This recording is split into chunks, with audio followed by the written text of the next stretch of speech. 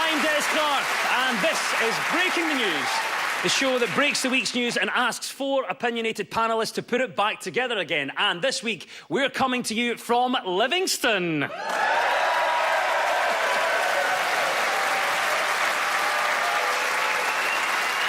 Joining me are comedian and writer Elaine Malcolmson, and alongside her is award-winning stand-up Mark Nelson. And facing them are actress, writer and comedian Lucy Porter, and joining her, writer for The Times and The Spectator, Hugo Rifkins.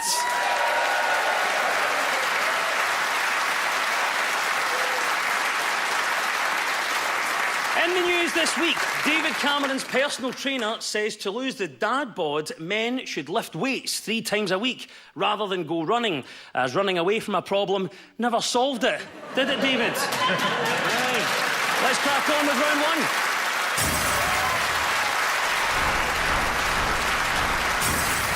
This is round one, the broken news round, where our teams have to guess the 2 major stories of the week that have been mashed together into one single news headline. Now, Mark and Elaine, can you tell me the 2 stories mixed together here?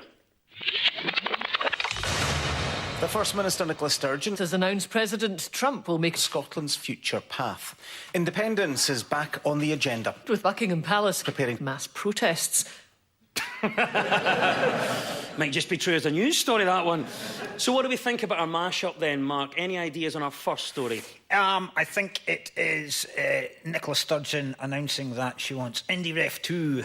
It is the news that Nicola Sturgeon has said that she wants to hold a second referendum on Scottish independence by 2021 if the country is taken out of the EU. Mark, what about it then? Well, it's been so long since we had a referendum. Genuinely. I'd just keep going with referendums. Like, if there's another EU referendum, then that'll lead to another Scottish referendum. And then after that, I think Glasgow, where I live, should have a referendum to see whether we leave Scotland. And then eventually I'll have a referendum to see whether I'll leave the rest of my family. And, I might be lonely, but by God, I'll have exercised my democratic right. Absolutely. What annoys me, though, is politicians in Westminster that can't understand why Scotland would want to be out of one union and yet in another. They say you can't be inside and outside, but have they never been in a gazebo?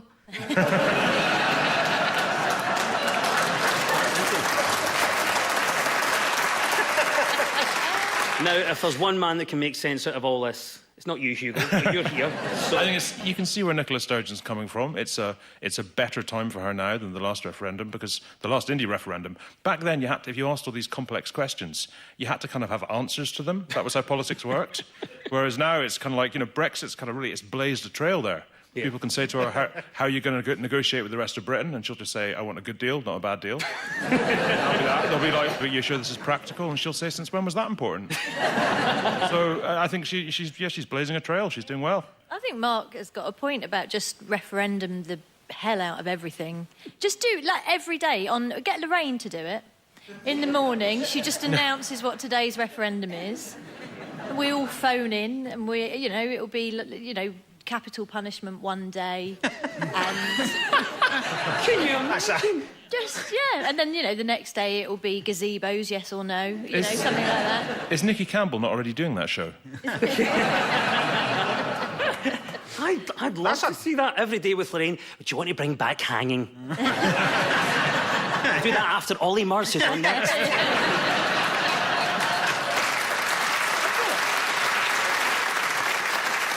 The proposal of a second independence referendum is right, Mark and Elaine, a point for that. But what was the other story we were after? Elaine, any thoughts? I think it's Donald Trump's state visit.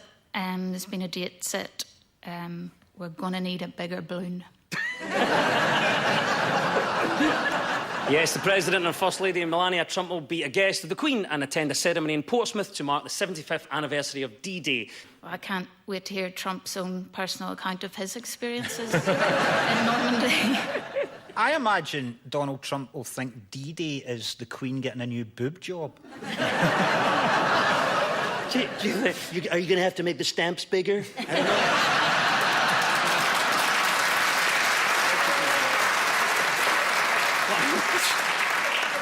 Lucy, what about it then? Obviously, everyone already talking about it. There may be protests, but Trump is now coming to the UK. Well, the best thing about the last time was the Scottish reaction, because when you guys protest, you do it amazingly. I did actually, I was jotting down some of the slogans that were, maybe you could translate some of these.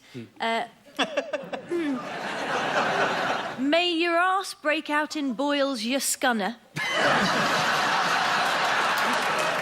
That was on a banner. That's poetry, that is. I don't know what a scunner is, but I'm pretty sure he is one. Yeah. Go home, you big orange jobby. Your Moore was an immigrant, you tangerine roaster. That's also a Mother's Day card. They're missing a trick because he's coming for D-Day, right? And what happened on D-Day was everyone went to the beach and got on boats and went away. So they should just do that with him. Take him down to the beach like Hastings, go, we're commemorating D-Day, get in there, on you go. And he just powers off to France and he's not a problem anymore. Imagine Melania standing there on the beach cheering. Yes. What do you think about this, Elaine? How do you think the Queen is going to cope with a state visit of Donald Trump? Well, it's all quite fancy, isn't it? It's all the royal protocol, the carriages, the Queen, the banquets. It's like the stuff of fairy tales, isn't it? Only this time we'll see a pumpkin get into a carriage.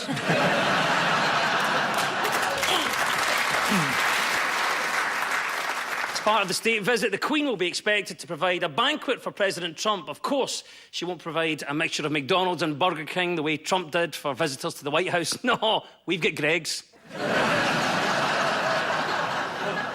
Thank you, Mark and Elaine. That was the mashup of our second potential independence referendum coming soon and President Trump's state visit. Now, Lucy and Hugo, 2 stories in 1 clip for you. What do you make of this?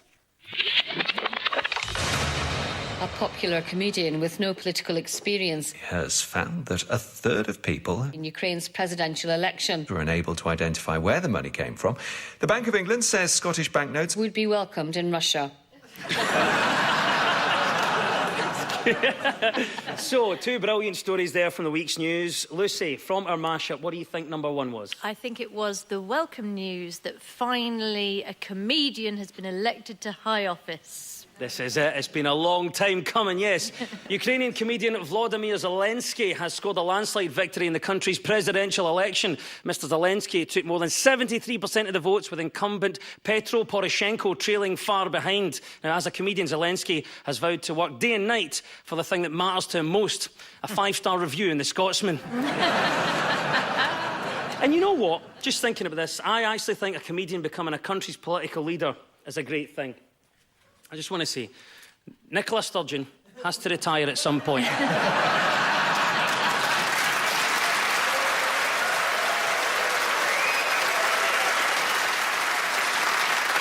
So there we go. We've got a comedian who was playing the president on the telly in Ukraine, who's now the actual president there. Yeah, it's a weird thing. It's a bit scary for me because my husband, Justin, was in a programme called The Thick of It, where he played a politician, and I'm now terrified I'm going to wake up one day and he's going to be Foreign Secretary. It'd be awful. I mean, better than waking up with the actual Foreign Secretary, Jeremy Hunt. But, See, the problem is with having a comedian is he won't get up till midday. And I hope he keeps his kind of sense of humour and comedy, because I'd love to see, like, if he took that kind of slapstick approach and the first time he meets Putin and shakes his hand, he's got one of those wee buzzers. Ask him to smell his flower. imagine how quickly he would die after that. Putin would be like, smell my flower, it's Novichok. They said they only voted for him because he was the best of the worst. Like, that can't feel very good, can it? I mean, I once won a medal at Sports Day because everyone else was off with mumps. If you were to run for election, what would be in your manifesto? I would make it illegal to put clothes on your dog.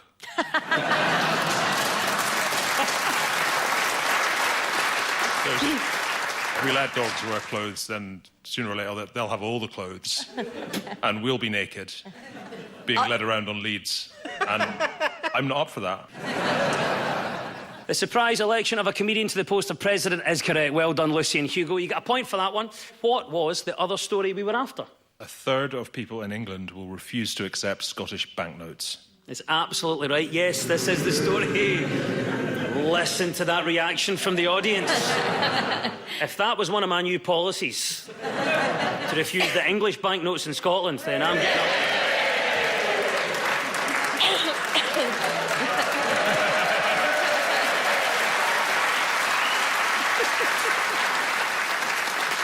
Yes, this is the research that says a third of people living in England would reject Scottish banknotes as fake.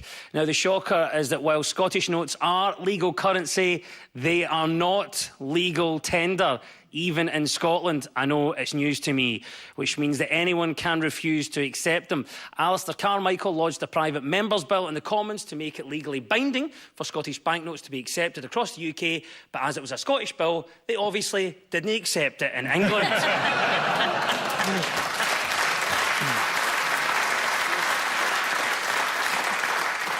See, I feel strongly about this. This is going to sound like I'm making it up, but last year, in my local butcher in Crouch End in London, the butcher refused to accept a Scottish fiver when I was buying a haggis.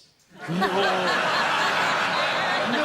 And I was like, "You're serious?" And he said, "Yep, absolutely." He was like, "No, we don't take them." And Lucy, you probably get it as well, because although I you live do. down south, you come up here every year. I do. You take some money back. I know, and I did say when I was talking to the producers of this show, I said, could I have my fee, obviously in English notes, and they said it will be coins, so it won't be a problem. But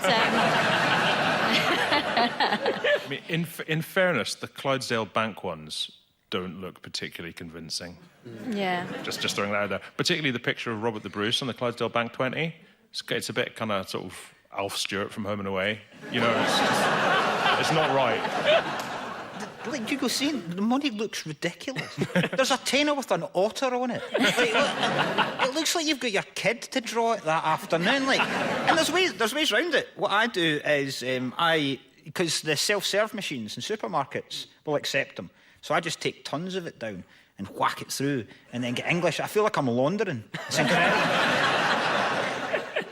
I grew up quite close to the border. Like, we were taught how to tell the difference in currency with our eyes closed so you didn't mess up when you were drunk. Hugo, what alternatives could we find instead of the currency that we have? The euro?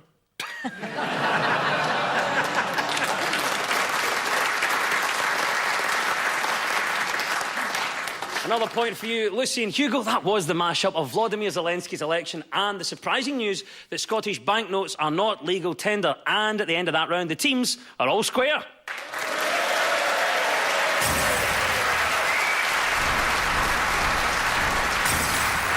Now, this round is all about who is in the news. I'll play you a clip of a mystery person. All you have to do is tell me who it is. Now, Lucy and Hugo, you go first this time. So who is this? As I say, if your house is on fire and you want to keep your house from burning to the ground, then that does require some level of panic. That's Greta Thunberg. Let's see if you're right. It is indeed Greta Thunberg. So why are we talking about Greta this week? Well, she's one of the leaders of the climate change activists. She was in Parliament. She met all the party leaders except for Theresa May, who was busy. So we're meeting Jeremy Corbyn. He looked very pleased because he feeds off the souls of the young. I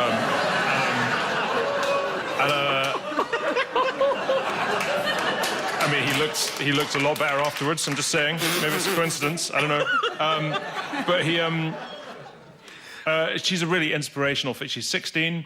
She's been nominated for the Nobel Peace Prize. She's the reason why kids at school started being on strike from school to protest about the environment. Yeah, it's true. Greta Thunberg has become the face of young activists taking action to try to save the planet.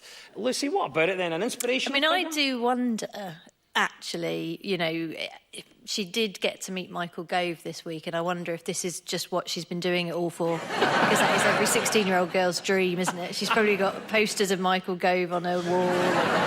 But no, I massively admire her, and I think it's what she's done is impressive in so many ways, but she's combined caring about the environment and thoughtful science-based thinking with bunking off school. There's obviously different words depending on where you are for taking time off Yes. school. So there's bunking off, there's playing truant. In Scotland, certainly when I was growing up, it was known as dogging. I just think that could be lost in translation in certain places. So what's each country doing for the climate change thing? You'll not believe what's happening in Scotland. When I was 16, right, there was no internet, there was no social media. If you wanted to organise a rebellion, you'd have to use pen pals and CFAX. Right? And if you bear that in mind, you'll realise what an unbelievable achievement it was in 1998 when we got Deirdre Barlow free.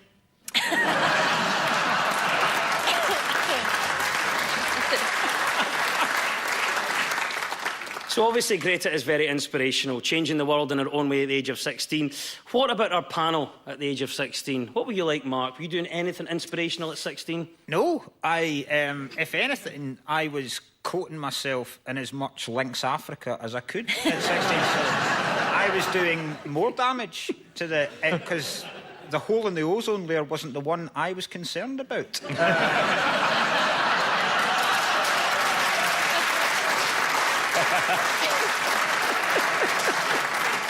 There we go. Greta Thunberg's protests are supported by her family, mainly because she is the only teenager whose dad doesn't have to follow around the house turning all the lights off.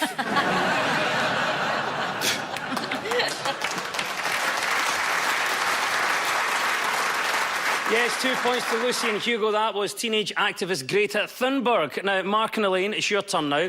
Who is this and why are they in the news? Persistence. And, you know, you always see it on TV and it takes 30 seconds, but in reality, I've spent over 12 hours before trying to make a fire. Is it Bear Grylls? Is it Bear Grylls? Let's see if you're right.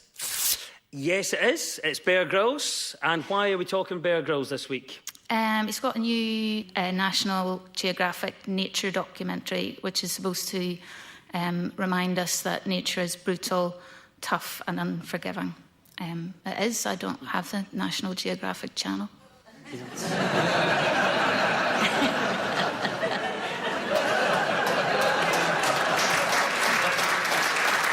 That is the right answer. Well done. Hostile Planet sees the makers of popular BBC series Planet Earth 2 and The Blue Planet show nature at its most extreme. So do you agree with Bear's view and vision of nature as being this brutal, Mark?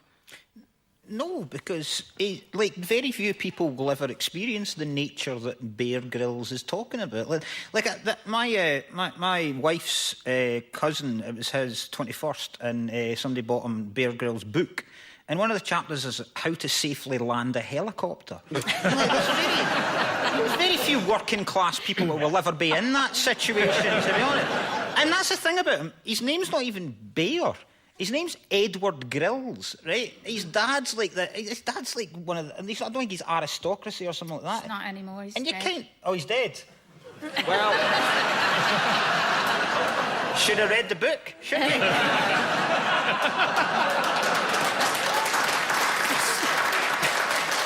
I mean, you think that nature's brutal, tough and unforgiving, then you meet Elaine.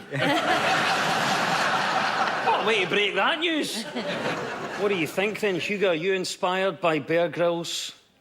I mean, I'd like his programme where he takes stupid people to desert islands and then goes off to sleep in a hotel and laughs at them, or something like that. There's another one with it's on Netflix, and I watch it with my kids, and it's called You versus the Wild or You versus Nature, and you pick what's going to happen to Bear Grylls. So he kind of goes, I'm going to get across this ravine. Should I use this swinging vine, or should I climb on this really rickety-looking log? And he always suggests that one is more dangerous. And my children always pick the more dangerous one, and then are really disappointed that he doesn't die. Well, here's the thing. Bear Grylls obviously this survival expert, but who would you want with you if you had to survive in the wild? I would have the Predator from the film Predator. Or someone who looks tasty, because you might have to eat them. So I'd like someone who looks very clean. In fact, you. Okay. Apart from the hair, which obviously has a lot of product in, other than that... might be good for a fire. Yeah. Yeah. Hugo makes a great point. Yeah, we light a fire with your hair. Great for a fire. And then roast you. Yeah, Fantastic. Great. Thanks, Well, Hugo. Yeah. I've never been so insulted and complimented at the same time. Adventure of Bear Grylls is the right answer. 2 points go to Mark and Elaine.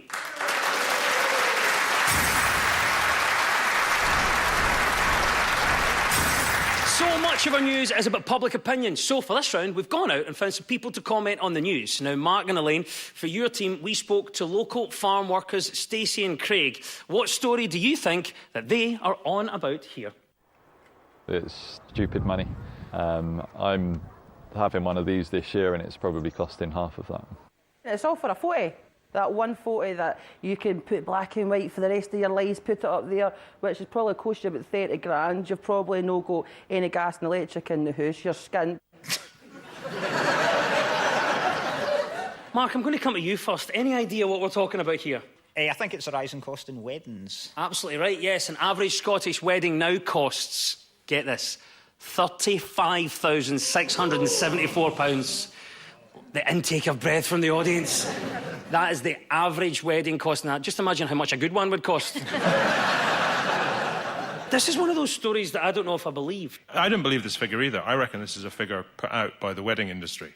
Whereas they're going, no, everyone spends at least an average of 35 grand, so you should spend more if you really love your wife. It's that emotional blackmail, isn't That's it? exactly They what it are is. absolutely ruthless, the wedding lot. Because it's like if you Brides. have a cake...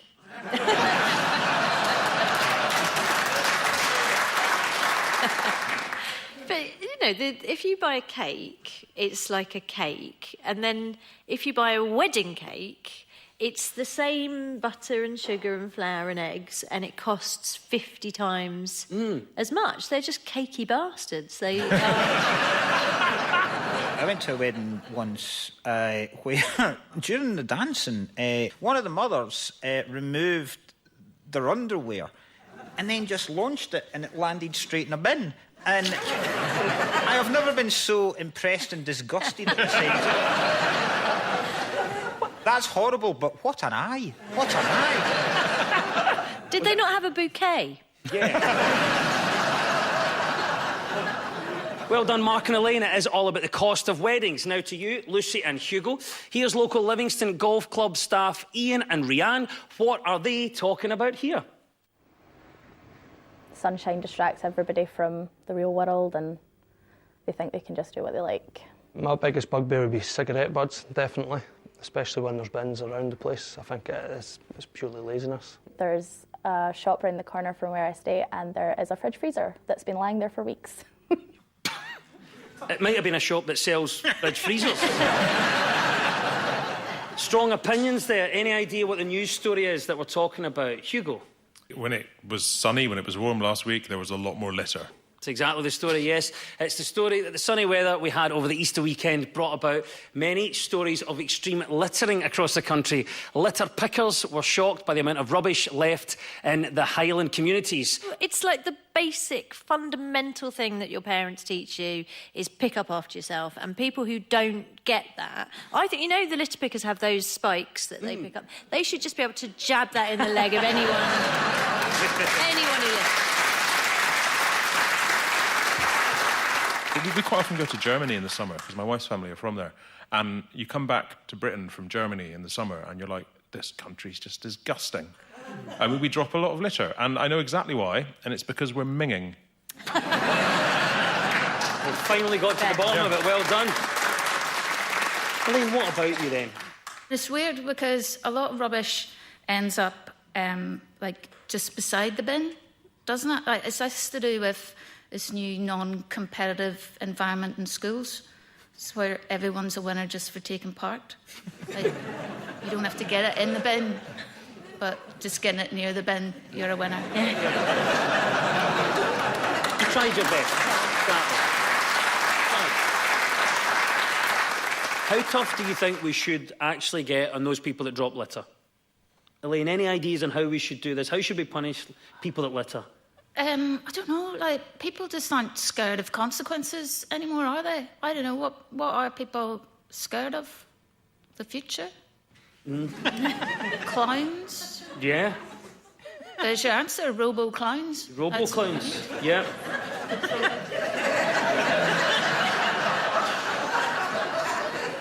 Is everything okay? On the topic of littering, 2 swans in Drumpellier Country Park used a Quavers packet and drinks can to make their nest. Locals were deeply upset. They could have got a free sandwich in the meal deal. Yes, the continuing problem with litter is the right answer, and 2 points go to Lucy and Hugo.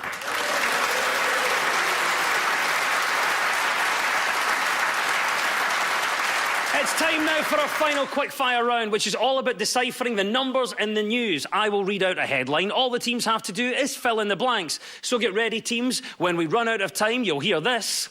Go and get your jacket. It's time. And if you've ever wondered what it would be like to be chatted up by the First Minister, there you go. Here we go, fingers on buzzers. 1 in 10 of us haven't done what in 6 months? Not thought to herself, I really hope Nigel Farage returns to frontline politics. 1 in 10 of us haven't done what in 6 months? Our best. It's not right, but it should be. 1 in 10 of us haven't done what in 6 months? Shaved our toes for sandals season. Thank you to Lucy Hobbit Feet Porter for that answer. 1 in 10 of us haven't looked at our bank accounts in 6 months. There you go. Just too depressing. God. Instead, we're just shaving our toes. Getting ready for sandal season. What was found in Russia, 434 miles from home? Is it a guide to British cathedral towns?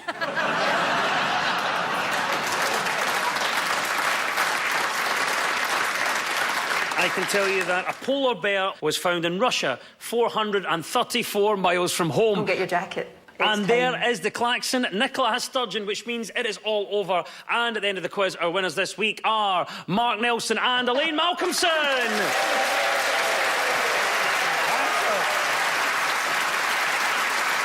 Oh, commiserations. Let's hear it for Lucy Porter and Hugo Rifkins.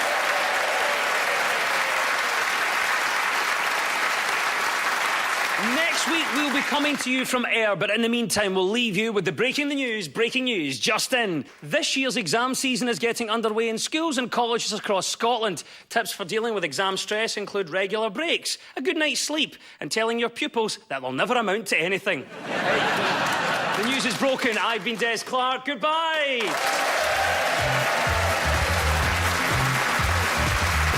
You may know him as Still Games Naveed or River City's AJ, but we know him as Sanjeev Kohli. Kohli's Big Talk is available now on BBC iPlayer. And next tonight, a look at Scottish football as we get a view from the terrace.